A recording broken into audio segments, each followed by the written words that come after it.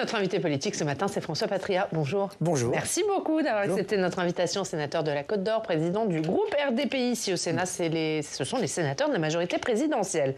On est ensemble pendant 20 minutes pour une interview en partenariat avec la presse régionale, représentée par Christelle Bertrand du groupe La Dépêche. Bonjour Christelle. Bonjour Oriane, bonjour François Patriat. Bonjour. On va évidemment parler de la loi immigration. François Patriat, vous avez participé hier au dîner des ministres et des cadres de la majorité à l'Élysée autour d'Emmanuel Macron. Que vous a dit le chef de l'État ? Le chef de l'État a dit une chose. D'abord, la situation telle qu'elle était. D'évoquer la gravité de la situation. Il l'a évoqué. Deux, la gravité. En second lieu, il a évoqué l'idée de pouvoir être offensif et de pouvoir aboutir à un accord. Et en troisième lieu, ce que le choix du chef de l'État, c'est qu'on puisse garder l'unité de la majorité, qui doit être renforcée. Qui est menacée ? Non, elle n'est pas menacée, mais elle doit être gardée au bout pour qu'on puisse avancer sur ce texte et avancer sur d'autres textes ensuite. Garder l'unité de la majorité, ça veut dire modifier le texte du Sénat ? Je ne pense pas que sur ce texte, je ne pense pas vraiment. Malgré tout ce qu'on a pu dire ou écrire, il y a la grande majorité des parlementaires de la majorité restent soudés aujourd'hui. Il peut s'agir de quelques individualités à côté. Je crois qu'on surestime ce qui pourrait être défaillant. Je pense que sur l'essentiel, la majorité se retrouvera sur les décisions qui seront prises. Donc aller vite, ça veut dire convoquer une CMP très rapidement, comme l'a souhaité le chef de l'État. Vous avez fixé une date ? Je pense, comme le chef de l'État, que le temps est facteur de divergence.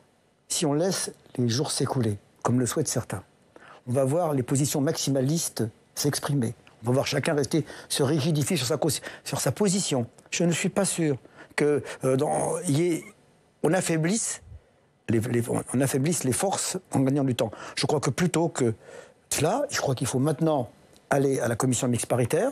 On a 4 jours pour la préparer. Si elle a lieu lundi, je pense qu'elle peut avoir lieu lundi. Elle a lieu lundi ? Je souhaite qu'elle ait lieu lundi. On en a parlé hier avec le président de la commission. C'est la date que lui souhaite. C'est la date que lui souhaiterait. Je souhaite le président de la commission des lois.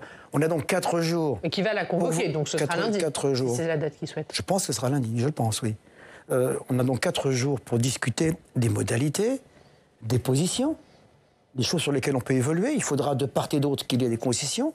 Vous savez, sur ce texte, la majorité, le gouvernement était prêt à négocier avec les oppositions à l'Assemblée nationale. Il y a eu un débat de plus de 40 heures en commission, qui avait abouti à un texte. Ce texte, il n'était pas figé. Il était prêt à être négocié avec l'ensemble même des oppositions.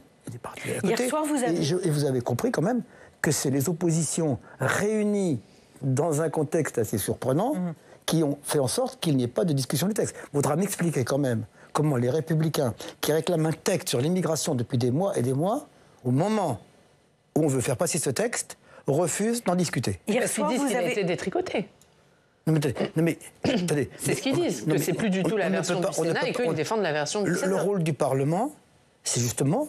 Il est arrivé combien de fois que le Sénat détricote des textes de l'Assemblée nationale et après on en a discuté, et après on a abouti à des accords sur beaucoup de textes. Donc c'est pas, si vous voulez, un a priori, c'est pas une justification. Que le fait ait été détricoté en commission, ça appelle le lendemain des discussions et des débats et des évolutions. Et j'ai cru comprendre que Gérald Darmanin y était ouvert. Il était ouvert à en débattre et à voir comment on pouvait avancer pour des solutions de compromis.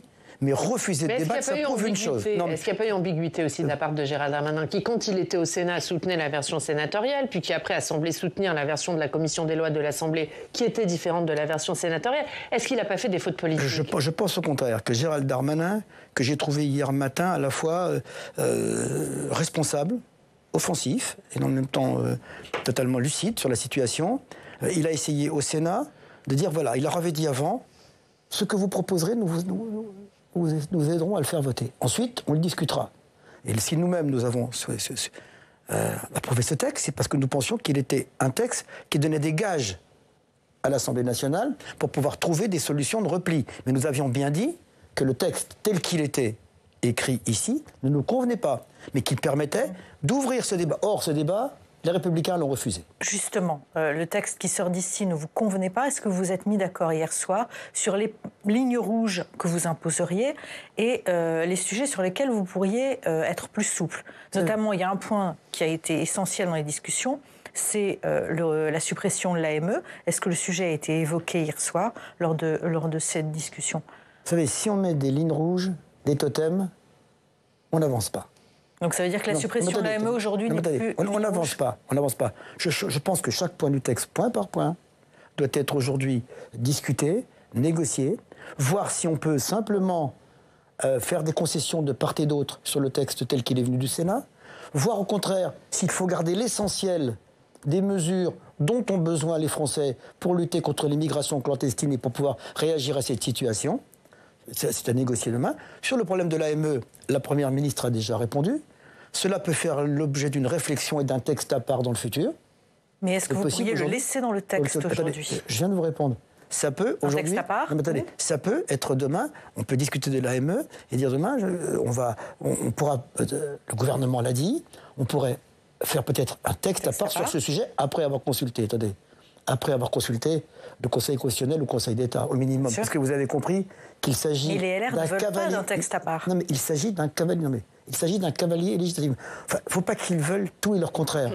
Est-ce que les LR, oui ou non, veulent qu'il y ait des mesures plus coercitives pour lutter contre l'immigration dans ce pays? Donc, s'ils y mettent des conditions, ça veut dire qu'en fin de compte, ils ne veulent pas. Vous avez compris que les Républicains, dans ce contexte, ne cherchent pas un texte politique. On voit bien, ils n'ont pas discuté. Ils cherchent un gain politique. Je trouve que c'est une petite attitude face à des difficultés que nous retrouvons d'ailleurs partout en Europe et contre lesquelles la France a agi quand elle a, sous présidence française, porté un texte européen. Donc pour que ce soit clair, la majorité n'est pas prête à maintenir la suppression de l'AME dans le texte qui sera proposé au vote après la CMP. Moi je pense que sur les prestations sociales et sur l'AME, ça peut faire partie des irritants qui peuvent... Donc il faut le retirer du texte. Mais qui n'est pas vraiment une suppression. Le Sénat n'a pas voté la suppression de l'AME. Non, il a voté sa transformation de l'AME avec un panier de soins réduit. Mais je vous dis, il y a 2 ou 3 points durs. Est-ce que sur ces 2 ou 3 points durs, en contrepartie du fait que nous pouvons aussi céder sur d'autres points, je crois qu'il faudra se concentrer sur les articles du milieu, qui sont entre l'article 4 bis et l'article 8 ou 9, qui sont très, très importants. Il y a des mesures dedans importantes. Nous avons accepté, ici au Sénat, des mesures coercitives difficiles.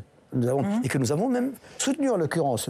Parfois l'Assemblée d'ailleurs nous le reproche ici. Nous l'avons soutenu. Est-ce que demain, il n'est pas important, la seule chose importante demain, c'est que nous soyons dotés d'un texte qui permette aux forces de l'ordre, à la justice, d'avoir des mesures coercitives. Et je crois que c'est ça l'essentiel. Et j'espère, parce que moi je fais confiance quand même aux membres de la CMP, pour, j'allais dire, dépasser leur petit intérêt politique minimaliste et approximal pour penser à l'intérêt général de ce qu'attendent les Français. Est-ce que c'est un message que vous adressez aussi à Sacha Houlié? Parce que Sacha Houlié, il était très dur avec le texte du Sénat, il n'en voulait pas.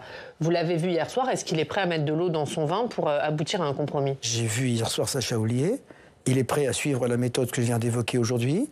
Si il faudra des concessions de part et d'autre. Si les sénateurs républicains disent c'est à prendre ou à laisser, évidemment, ça ne sert à rien de faire une commission mixte paritaire, si c'était cela. Mais vous savez bien que sur la ME, Bruno Retailleau, on a fait une ligne rouge, par exemple. Non, mais on peut jamais, on a vu un texte arriver en commission mixte paritaire en disant c'est ce texte-là à prendre ou à laisser globalement, ça n'est jamais arrivé. Donc on a toujours, dans les commissions mixtes paritaires, fait en sorte qu'il y ait des concessions de part et d'autre et que le texte soit transformé. Donc je pense que, comme d'habitude, demain, enfin lundi, eh bien, dans cette commission mixte paritaire, chacun saura faire de son côté les pas nécessaires pour arriver à un texte qui sera peut-être le juste nécessaire. Qu'au moins qu'on garde tous les éléments nécessaires pour qu'il soit efficace tel que le demandent aujourd'hui les Français et que le propose Gérald Darmanin. Donc ça veut dire que le texte sera plus dur que le texte qui est sorti de la commission des lois de l'Assemblée nationale. Est-ce que vous êtes sûr que l'aile gauche de votre parti le votera ? Je pense que s'il y a un accord global et que si ce texte qui sera forcément plus dur, puisque aujourd'hui la position en commission mixte paritaire est plus favorable à l'opposition, je pense qu'il n'y aura pas de problème pour que cette majorité le vote. Je ne crois pas un instant que le groupe à l'Assemblée nationale se divisera sur le sujet. Donc il passera. Le vote, ce sera quand mardi, du coup ? Nous souhaitons mardi, oui. Donc CMP lundi, vote mardi. Est-ce que si jamais la CMP n'aboutit pas, qu'est-ce que vous faites ? Est-ce que vous retirez le texte ? Je crois que le chef de l'État s'est exprimé sur le sujet. Je pense que la position, je l'ai vu ce matin, confirmée hier soir plutôt, serait plutôt que s'il n'y avait pas de CMP positif, ça veut dire que les oppositions ne souhaitent pas qu'il y ait un texte sauf le leur maximalisé, que dans ce cas-là, il faut constater le fait qu'il n'y a pas de majorité pour voter le texte et que la responsabilité en incombe aux oppositions qui, d'un côté, ont maximalisé, 2 l'ont durci outrageusement, et 3 ont refusé de débattre. Donc si la CMP n'était pas conclusive, vous ne présenteriez pas le texte dans l'hémicycle à l'Assemblée. C'est pas moi de décider. Mais c'est le scénario que vous avez évoqué. C'est le gouvernement qui décide. Je pense que le gouvernement aujourd'hui ne souhaite ni 49.3, ne souhaite pas de 49.3 sur ce texte. Je crois que la Première ministre l'avait dit, le chef de l'État l'a confirmé hier soir, ni 49.3, et que s'il y avait un désaccord en CMP, je ne sais pas pourquoi le texte pourrait continuer. Alors vous êtes prêt à faire des efforts pour aller plus dans le sens du Sénat. Est-ce que vous craignez que la droite du Sénat durcisse encore son texte, notamment sur l'article 3 devenu l'article 4 bis, sur la régularisation des travailleurs sans papier? Alors, si la droite sénatoriale voulait en plus durcir le texte en plus, je crois que ce serait qu'elle marquerait la volonté qu'elle ne veut pas de texte. Et je vous le dis, je vous répète ce que je disais tout à l'heure, ils cherchent plutôt un gain politique qu'un texte politique. Or, nous avons besoin d'un texte politique. Quand vous dites ça, ça veut dire que vous envisagez la possibilité que la droite ou maintienne en tous les cas ses positions, voire les durcisse. C'est pas moi qui l'envisage, c'est vous qui me posez la question. Non, mais quand vous dites qu'elle cherche plus un gain politique qu'un texte, ça veut dire que vous ne les sentez pas prêts à négocier. Je dis que si leur position est aussi rigide et dogmatique de dire c'est ça ou rien, c'est ça ma position, c'est ce que je vous explique. Mais j'espère, je pense que pendant les 4 jours qui viennent, la raison va l'emporter et que les oppositions qui ont eu des gains et qui auront des gains dans ce texte au bout puissent comprendre que ces gains qu'ils ont obtenus, qui rendront peut-être plus efficace le texte, en tout cas ils le disent eux-mêmes, eh bien, permettront d'aboutir à un accord. Les Républicains qui avaient inscrit hier à l'ordre du jour une proposition de loi constitutionnelle, notamment pour permettre un référendum sur l'immigration et pour faire primer le droit national sur le droit européen, l'ont retiré à cause de divisions avec les centristes. Ils ont eu raison de le faire. Qu'avez-vous pensé de ce retrait? Je pense que Hervé Marseille, en l'occurrence, avait dit que ses troupes ne voteraient pas un texte qui va contre les traités européens, qu'ils l'ont dit. À partir de là, avec 133 voix... les Républicains étaient dans la mesure, ce texte, vous savez, plutôt que d'avoir un texte qui est rejeté ici, là encore, le gain politique l'emporte, ils ont choisi la solution de la sagesse, en l'occurrence. Puisque ce texte ne serait pas passé quoi qu'il arrive. Est-ce qu'avec ce qui s'est passé à l'Assemblée, vous dites, comme Gérald Darmanin, qu'aujourd'hui, les Républicains sont la béquille du Rassemblement national? La béquille? Oui. En l'occurrence. Pour le Rassemblement national. Les Républicains sont la béquille du RN, ils font la politique du pire. C'est ce qu'il a dit au 20h. Je ne réemploierai pas ce mot, mais je dirais que maintenant, la vérité éclate au grand jour, que les positions des Républicains irréductibles, je ne dis pas de tous, puisqu'il y a eu 12 Républicains qui ont été courageux au Sénat qui n'ont pas voté le rejet du texte. À l'Assemblée, 22. Oui, donc, 22 sur 62 n'ont pas voté. Oui, 22, puisqu'il y a eu 12. Bon. Donc, aujourd'hui, que les positions des Républicains, qui ressemblaient de plus en plus férocement aux positions du Front National, et à force de courir après les positions du Front National, maintenant ils les ont rejoints, et on voit bien que ce vote qui est inadmissible, d'un vote sur un texte aussi politique, aussi important pour les Français, le Front National souhaite le chaos, mais maintenant montrer que, eux aussi, les Républicains préfèrent le chaos plutôt que la responsabilité aujourd'hui, effectivement, en l'occurrence, il favorise la montée du Front National en prenant ses positions, parce que les Français qui sont sur cette ligne-là préféreront toujours aller directement au front que chez eux. Je pense que les Républicains vont y perdre beaucoup dans cette affaire. Dans quel état d'esprit avez-vous senti le président de la République hier soir? Est-ce qu'il s'interroge désormais sur la capacité à gouverner dans les 4 ans qui viennent et à réformer profondément le pays? On voit que là, on a passé un cap quand même dans les blocages. Je crois que la volonté de réformer du président n'a jamais été aussi forte. Mais la capacité... On va partir demain, la capacité, écoutez, on va porter des sujets, on va reprendre des sujets économiques. Il a parlé du plein emploi, il s'y est beaucoup employé cette semaine. Ça fait partie de votre discussion, ça, hier soir? Et bien sûr, aujourd'hui, on va dire on va travailler sur le plein emploi, on va travailler sur ce qui est le logement, on va travailler sur les sujets sur l'agriculture, on va travailler sur la fin de vie. Et il espère que des textes soient encore... encore passé on a passé à plus de l'Assemblée. 50 textes en 1 an et demi. Oui, mais là, quelque chose a changé quand même dans cette coalition. Vous savez, dedans, il y a eu quand même des textes difficiles comme les retraites. Il y a eu des textes importants à côté, il y a eu d'autres textes importants. Il y a eu aussi l'assurance chômage, il y en a eu quand même. Donc, on va poursuivre. Je crois que le chef de l'État s'est projeté depuis déjà plusieurs mois en avance en disant, sur les 3 ans et demi qui restent, nous avons des chantiers importants, des réformes importantes à faire, des réformes importantes dans le domaine de l'économie, dans le domaine sociétal, et je pense qu'il n'a perdu Alors là, j'ai constaté hier soir, c'est la façon dont, offensivement, il a parlé de l'avenir en disant « voilà les sujets sur lesquels nous allons avancer ». Il pense que des textes économiques seront plus faciles à faire passer à l'Assemblée qu'un texte sur l'immigration. C'est ça un peu l'idée? Les textes sociétaux, on a bien vu qu'il y a des marqueurs à l'Assemblée nationale. Nous pensions que les Républicains pouvaient faire preuve de plus de responsabilité. Vous savez, quand j'entends dire quelques-uns l'autre jour qu'on n'a pas cherché à discuter avec les Républicains, au début de ce quinquennat, le chef de l'État a proposé une coalition aux Républicains. Il leur a tendu la main. On leur a tendu la main pour gouverner avec eux. Ils ont refusé, ils l'ont rejeté. Qu'on ne dise pas aujourd'hui qu'il ne l'a pas fait. Mais est-ce que vous allez continuer à faire? Parce que sur les retraites, vous avez discuté avec eux, ça s'est terminé en 49-3. Là, vous avez cherché à discuter avec eux, ça se termine en motion de rejet. Est-ce que vous allez continuer à discuter avec les Républicains? Ou est-ce que vous dites maintenant ça suffit? Non mais on va toujours discuter avec tout le monde, bien entendu. Sans être dupe sur ce qui arrive aujourd'hui, j'ai compris que la position de M. Ciotti, la position de M. Marlex, qui aujourd'hui, en plus sur ce texte, au-delà même du gain politique, sont dans une situation de règlement de compte. On voit bien qu'ils en veulent terriblement à Gérald Darmanin, qu'ils veulent lui faire payer son ralliement à la majorité. Alors au-delà même de ne pas s'intéresser aux questions de la société réelle et des solutions pour notre pays, ils règlent encore leur compte en plus, ce qui est vraiment une attitude politique que je ne peux absolument pas aujourd'hui approuver. Mais vous dites, Emmanuel Macron garde intacte sa volonté de réformer, sa volonté d'avancer. Est-ce qu'il ne fait pas un peu comme si rien ne s'était passé lundi? Pour vous, c'est juste une péripétie parlementaire? Bien entendu que la situation aujourd'hui est grave, tout le monde le sait. Ce qui s'est passé, c'est un acte grave avant-hier. Cette coalition contre nature, cette alliance de la carpe et du lapin entre l'extrême droite et l'extrême gauche, ça me rappelle des moments de l'histoire où les deux extrêmes se rejoignent pour créer le chaos et après se divisent parce qu'elles sont d'accord sur rien. Vous avez compris que les filles et le Rassemblement national ne sont d'accord sur rien. Et les Républicains sont d'accord ni avec les filles, ni avec théoriquement le Rassemblement national. Et ils votent avec eux. Ils votent avec eux pourquoi? Pour créer du chaos et de la difficulté et pour refuser de répondre.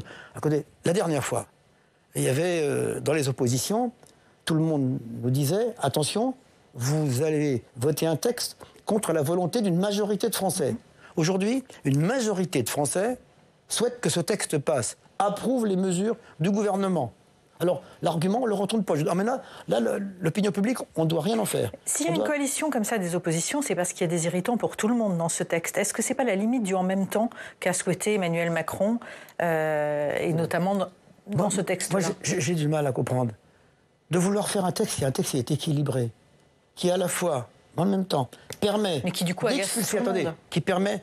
Mais est-ce que ce n'est pas une volonté démocratique intelligente et positive de vouloir faire quelque chose qui soit équilibré dans une situation difficile? De dire, il faut expulser des gens aujourd'hui, il faut les mettre hors d'état de nuire, il faut régler un problème d'immigration. Ce qui n'est pas acceptable pour la gauche. D'accord, mais j'entends bien, mais ok. Donc il y aurait pu y avoir deux textes, effectivement. Ce n'est pas le choix qui a été retenu en disant, est-ce qu'enfin, l'intelligence et la sagesse vont l'emporter sur les guerres picrocolines? C'est ça. Ben non. Enfin, c'est surtout parce que les LR ne voulaient pas de texte. Ils parlaient de saucissonnage. Oui. Et Gérard Larcher n'en voulait pas non plus.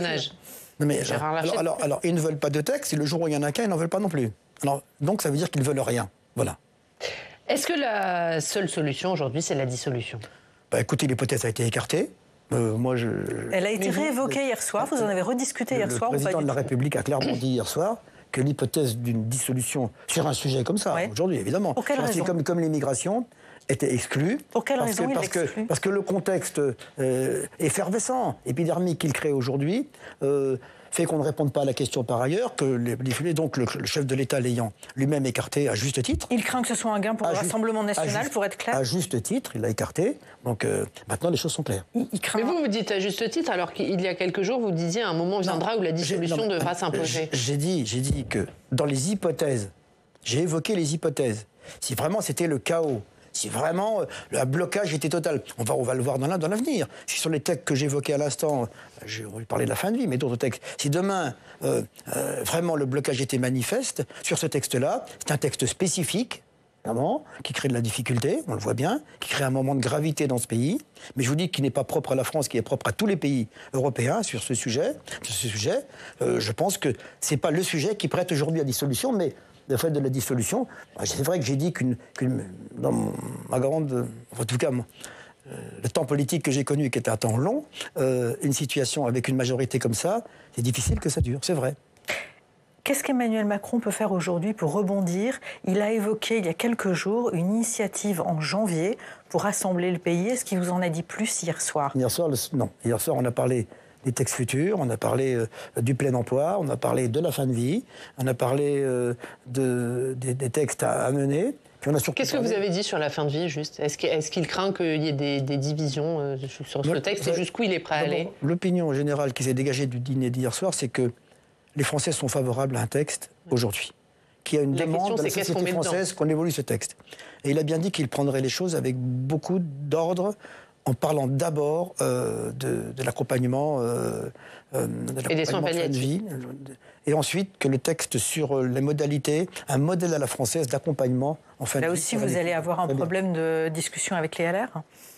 Je pense qu'il y aura une discussion avec tout le monde. Il y aura un... Non, mais ça veut dire juste que le texte sur les modalités, c'est-à-dire la question de l'aide active à mourir, à savoir s'il y a l'euthanasie... Il faut comprendre qu'elle serait réservée au cas extrême, au cas de gens qui ont des maladies incurables, dans des souffrances extrêmes, de les accompagner en fin de vie. Mais est-ce que ça veut dire qu'il y aura d'abord... A été évoqué le Marly-Charcot en particulier, ce type de maladie. Mais ça veut dire qu'il y aura d'abord un texte avec le plan sur les soins palliatifs, le plan décennal sur les soins palliatifs, et ensuite un texte sur l'accompagnement. Il y aura déjà un grand moment de renforcement des soins palliatifs, ça c'était évoqué hier soir, affirmé par le chef de l'État, qu'il a dit on va traiter les soins palliatifs et ensuite on mettra le texte. Comme ce texte. Et ce sera quand les soins palliatifs? Et comme ce texte, premier trimestre, tout de suite, dès maintenant.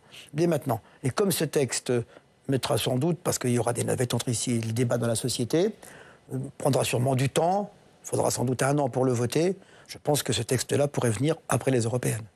Il y aura un texte de loi qui sera présenté en février et qui sera débattu après les européennes au Parlement. Donc vous avez discuté de textes de loi qui étaient d'ores et déjà annoncés. Ça veut dire que les affaires reprennent comme d'habitude, comme s'il ne s'était rien passé finalement? Ça veut dire qu'il faut continuer d'avancer. Je pense que le rôle des politiques, c'est de continuer à améliorer la société, à trouver des solutions aux problèmes chaque jour. Le problème de l'économie comme important. Si on veut arriver, par exemple, aujourd'hui, à ce que le taux d'emploi, ce qu'on dit toujours, le plein emploi, que le taux d'emploi augmente, il faut aujourd'hui parler souveraineté, parler industrialisation, parler je crois, recherche, comme l'a fait le chef de l'État à Toulouse cette semaine. C'est très important. Est-ce que ça veut dire que le chef de l'État considère que ce qui s'est passé n'est pas majeur et qu'il n'y a pas besoin d'un geste fort pour dépasser ça? Attendez, le chef de l'État a bien dit hier soir que nous vivions un moment de gravité. Que ce moment de gravité, il fallait l'analyser, mais qu'il fallait trouver le chemin à la fois de l'unité et de la marche en avant. Un dernier mot, puisque vous parlez des Européennes, François Patria, vous n'avez toujours pas lancé votre campagne, malgré la demande d'Elisabeth Borne, qui dit qu'il faut y aller. Est-ce que c'est le signe que vous avez un problème d'incarnation? Non. Est-ce que le temps de la campagne, est-ce que les Français sont les Européennes aujourd'hui? Les Européennes, ils vont commencer, on va en parler vraiment. Mais Jordan Bardella, il est, lui, dans les Européennes. Et Jordan Bardella est en campagne en permanence, il n'a que ça à faire.